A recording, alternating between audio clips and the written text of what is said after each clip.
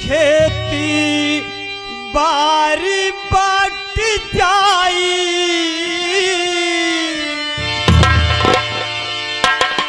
कि खेती बारी बट जाई पाई पाई फिर ना कैसे भाई के सनहिया बाटल जाई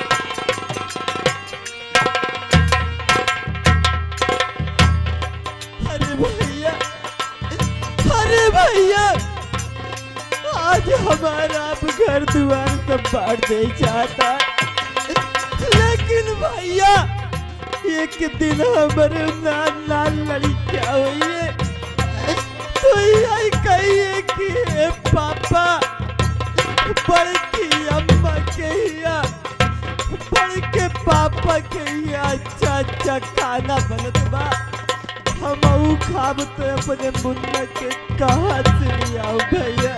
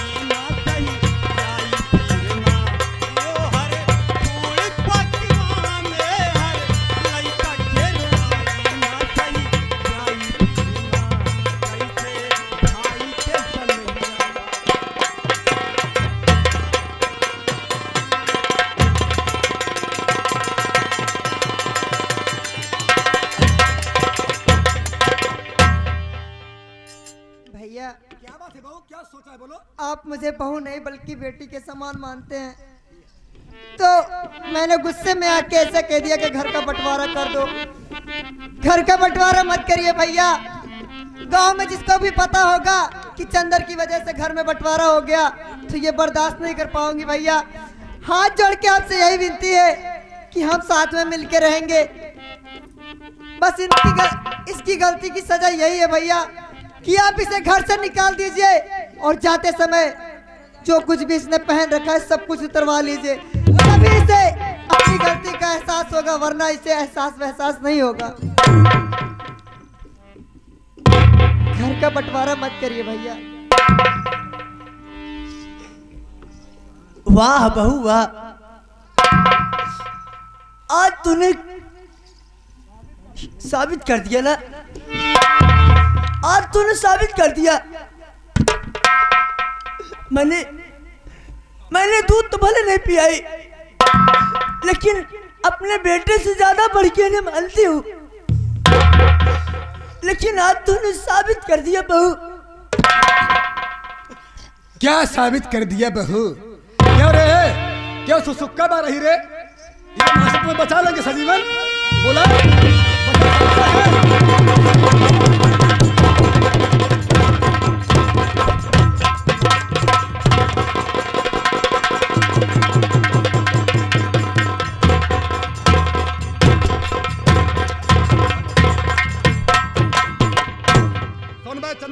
चंद्रमा, सुन मेरी बात।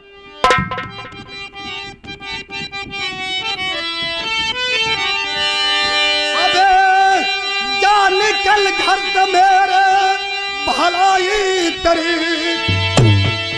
उतारते सारा कपड़ा इस वक्त तुम देखना तेरी सूरत नहीं चाहता तू है निकला यवारा बेबे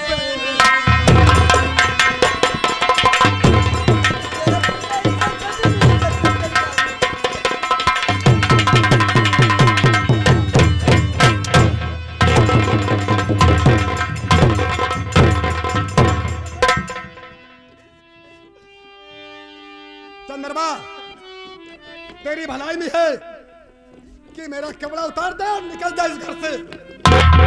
आज हमारे माननीय अजय स्वर्गवासी जिनका देहांत हो गया, उनके साला ज्ञानी चाय पान भंडार जिनकी दुकान उधर लगी है, ये भैया ये प्रोग्राम को देखते हुए स्वर्ग से बास ले रहे हैं। उनके साले साहब ये 21 रुपए का पुरस्कार करते हैं, पार्टी की तरफ से मालिक करे कि उनके भैया को आत्मा को शांति दे, नमस्ते पहुंचे। लल्लू तेरा बहुत बेटा। हाँ भैया। अरे बता, अगर किसी ने मेरे परिवार में इसकी सहायता देने के किया तो जो हाल इसकी हो रही है उनको भी घर से भगा देंगे। एक बात सुन लेना, हाँ भैया। अगर कोई पैसा देता है इसके सहारा देने के लिए तो पैसा मेरे जेब में आना चाहिए। ठीक है भैया, मैं तेरी ओर हल कर दूंगा। ओ आप पैसा फाड़ रही हैं भैया गुस्सा में। अबे हाँ भैया, ये कपड़ा उतार दे और निकल जाए इज्जत के साथ। मेरे पास वक्त बहुत कम है।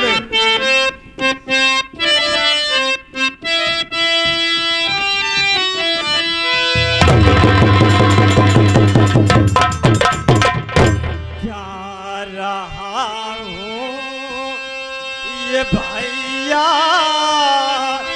अरे महल छोड़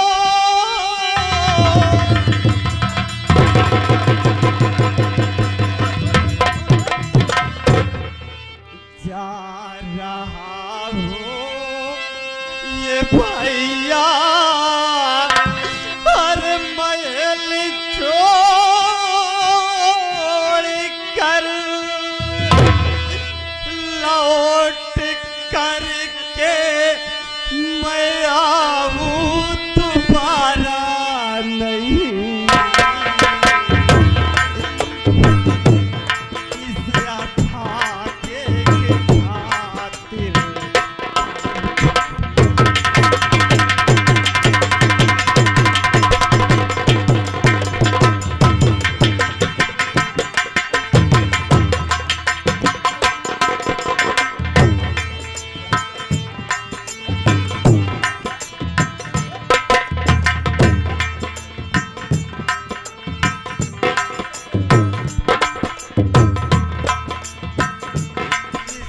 भाग्य के खातिर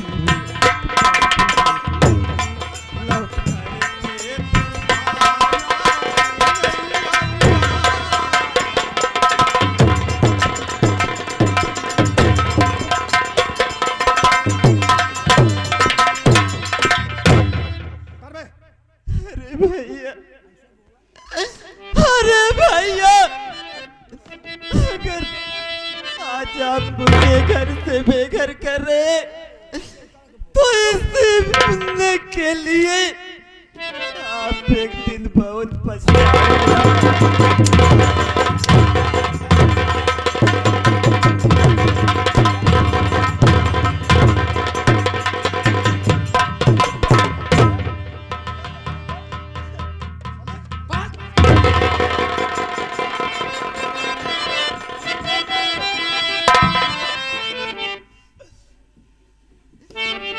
अरे भैया, आज मैं ये आपका घर छोड़ कर जा रहा हूँ, लेकिन एक दिन इस भाई के लिए आप बहुत पछताओगे भैया।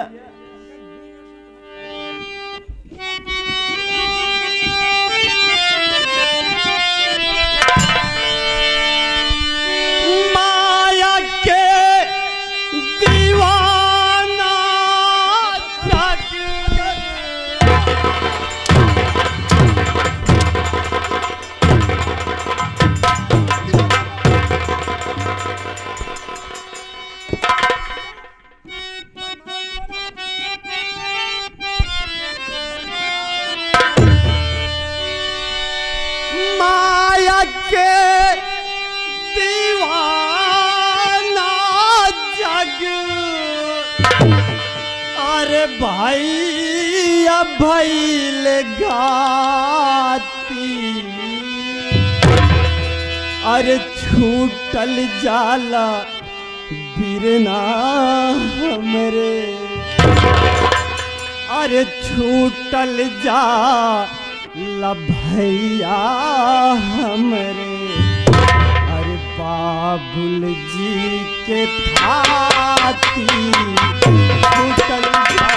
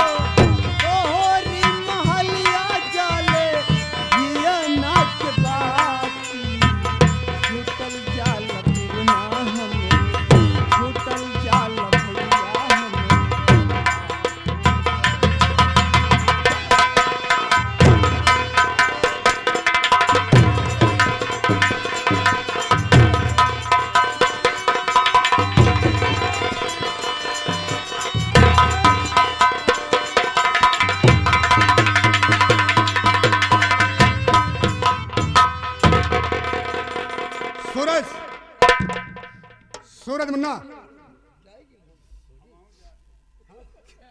क्या बात है भैया?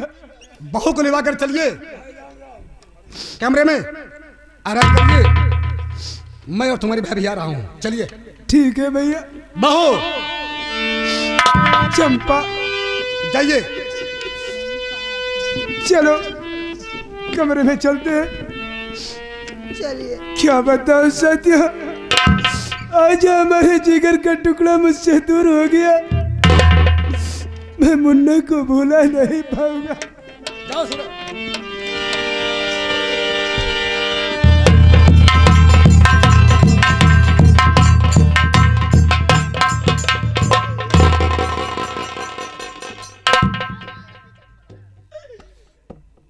अरे आरती,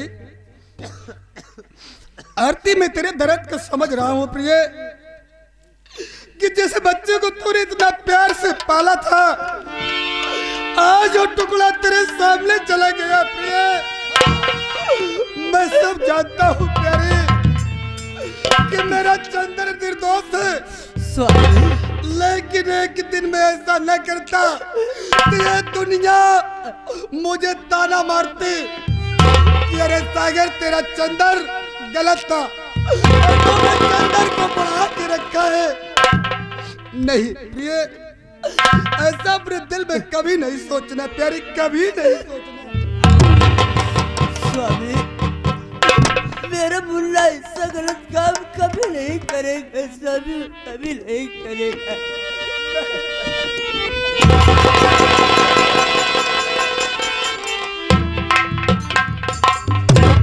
आरती प्रिय,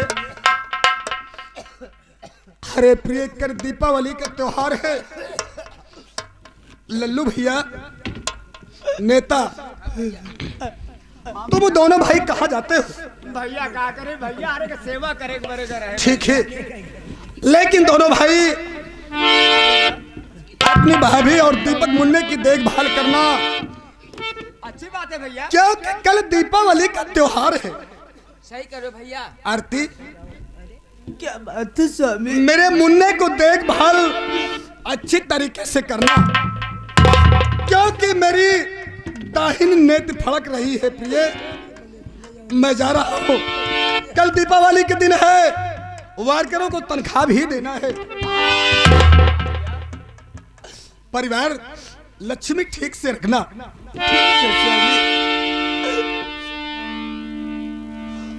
बेगाना हमसे होई गए,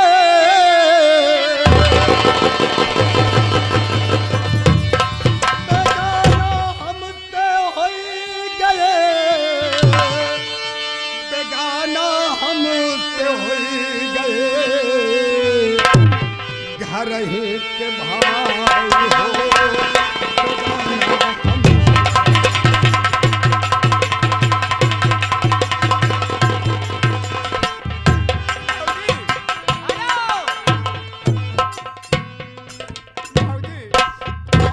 भैया, मारे परिवर्ता नारी, मारे परिवर्ता नारी, नारी इस तरह परिवार चलावत या भाऊजी कि शायद या कि ऐसे भौजाई पूरे हिंदुस्तान के दे भाऊजी।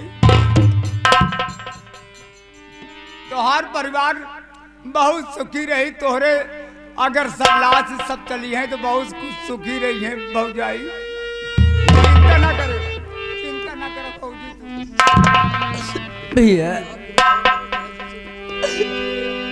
क्या काम हो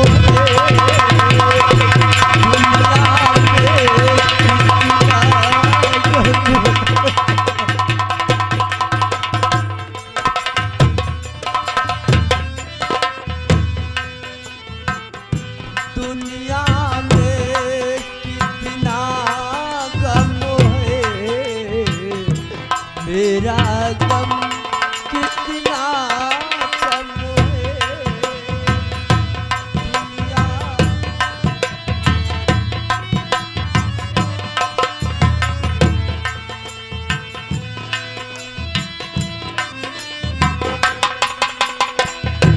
लोगों का गम दे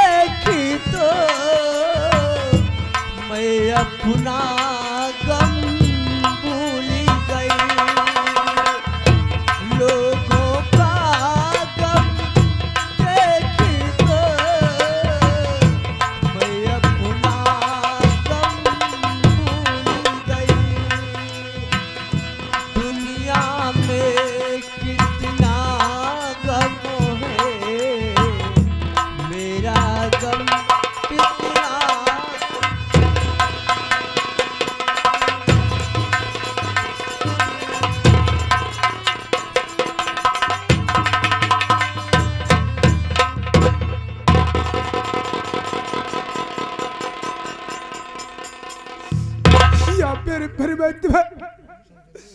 आज मैं अपने आंखों से क्या देख रहा हूँ कि हमारे जिगर का टुकड़ा, हमारा छोटा मुन्ना चंदर इस घर को छोड़कर ना जाने कहाँ चला गया।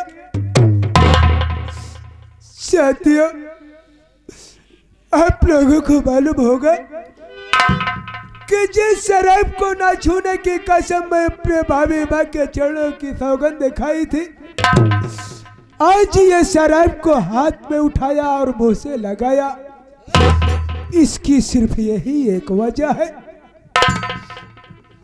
मैं ये सोचता हूं कि अगर हमारा मुन्ना चंदर गलत था, अगर हमारा मुन्ना चंदर गलत था तो सर टाइट करके सर उठाकर कह सकता था कि भैया, अरे वो भैया, खैरियत इसी में है कि आप मेरे भाई हैं ना कि मेरे बाप हैं। अरे इस घर में जितना आपका अधिकार है उतना हमारा भी अधिकार है। अगर हमारी और आपकी नहीं बनती है तो हमारा हिस्सा अलग कर दीजिए। मैं इसी घर में रहूंगा, मैं इस घर को छोड़कर कहीं नहीं जाऊंगा। लेकिन हमारा मुन्ना ऐसा कुछ नहीं किया।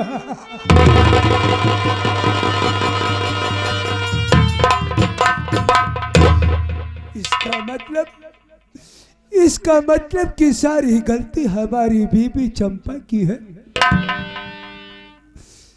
लेकिन ये एक बात सोचता हूं कि ये हमारा भारतवर्ष, हमारे भारतवर्ष में ऐसी ऐसी बहु बेटियां पैदा हुई हैं जो कि अपने इज्जत के लिए अपनी जान को गंवा दिया, लेकिन इज्जत को नीलाम नहीं किया। अरे बहु बेटी तो वो होती है जो कि अपने मान मर्यादा इज्जत को बचा कर और ढक कर रखती है। ऐसी कोई बहु बेटी नहीं होगी जो कि अपनी इज्जत को सरेआम उछाला करेगी। हो ना हो, जरूर कहीं ना कहीं हमारे भाई चंदर की कमी होगी। बस इन्हीं दोनों बातों को सोचते सोचते हमारे दिमाग में इतना जोर का दर्द उठने लगा, ऐसा मालूम होता था कि हमारा सर फट जाएगा। यही कम भुलाने के लिए मैंने शराब का सहारा लिया। लेकिन सोच रहा हूं कि इस नशे के बल पर मैं चंपा से ये बात जरूर पूछूंगा कि चंपा, आखिर सच्चाई क्या है? तो मुझसे नहीं बताएगी तो किससे बताएगी? अब मैं चल रहा हूं अपने घर चंपा के पास और चंपा से जरूर पूछूंगा। आज पीने की दावत है यारों, आज पीने की दावत है यारों, चांद पर बैठ कर हम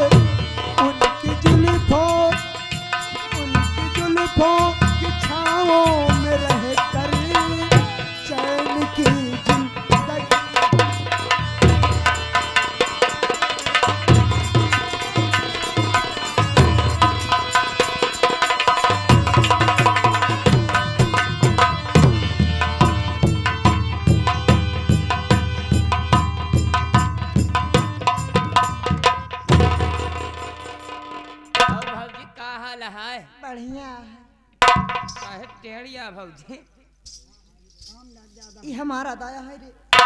कितना भुलावे कोशिश करी हूँ, बात भुलात नहीं नहीं ये नेवता हाँ नेवता रख दिए। हाँ नितवरे हाँ हमार बात सुन। का भा भले हम चंदरवा घरे से निकलवाए दिए, हाँ लेकिन हमारे दिल में जवन आग लगी बुझी नहीं है। अरे ना बुझिया काका बैठा है, काका से बुझवाए ले।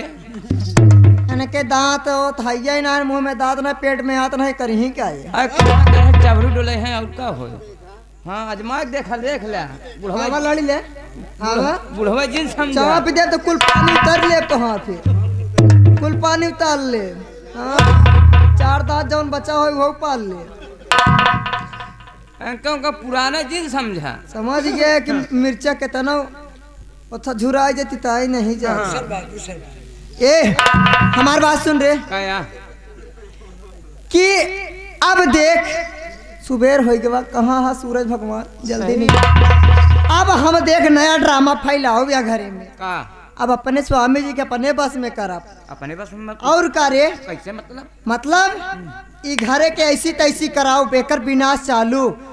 जाना थे रे कि आज ना है तो काल हमारे कोख से हमारा लड़के जन्म ले ही देखा तो है आरतिया के वो करे रंडी हार जाए के एक बेटवा बादिप का मान ले आज हमारे नान काल हो जाए तो जायदाद उठा के दीपका के नाम में कह दे रे हमारे हाथे का लगी घंटा। आज हम चला दे पे स्वामी जी के प्यार से खूब दुलार से खियाओ पियाओ चुम्मा दे उनकी अपने बस में करब करे बाद दीपका के खून करब। चला तही हम पहले छछंद फैलावे कैसे रे।